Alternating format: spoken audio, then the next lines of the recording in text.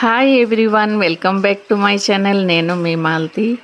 Friends, మా ఖరగ్పూర్లో పూజలు అనేవి చాలా బాగా జరుగుతూ ఉంటాయి అన్నమాట.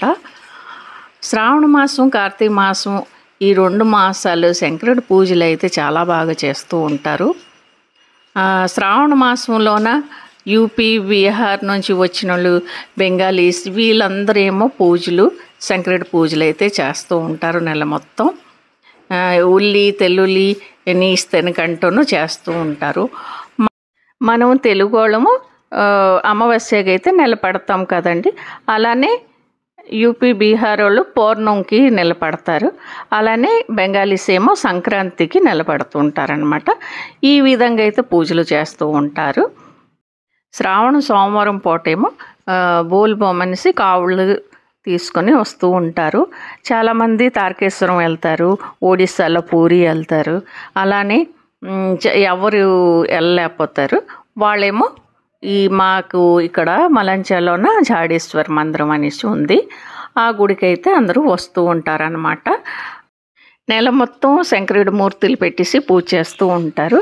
లాస్ట్ సోమవారం ఈ జాడేశ్వర మందిరం తెచ్చేసి జపం చేస్తూ ఉంటారనమాట.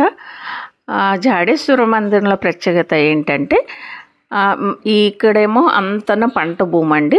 పంట భూమి దున్నేటప్పుడు ఈ లింగం తగిలిందనమాట. లింగం పైకి ఎత్తితే రాలేదు, ఆ కిందనే ఉండిపోయింది. అందుకు ఈ గుడిలో ఒక 10 మెట్లు కిందనే లింగం అనేది ఉంటుందన్నమాట. ఈ గుడికి పాతాళేశ్వర్ కూడా అంటూ ఉంటారనమాట. జాడేశ్వర మందిర్, పాతాళేశ్వర్ మా ఖడగ్పూర్ మలంచల్లో ఉందన్నమాట. లాస్ట్ సోమవారం మాకు సుభాష్పల్లిలోన మందిర్ తల ఉంటుంది.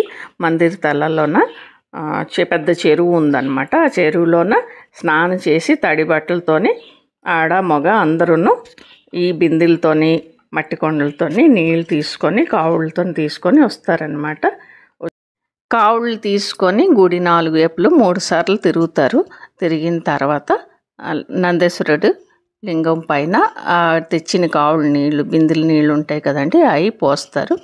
పోసి మొక్కులు అయితే తీర్చుకుంటుంటారు.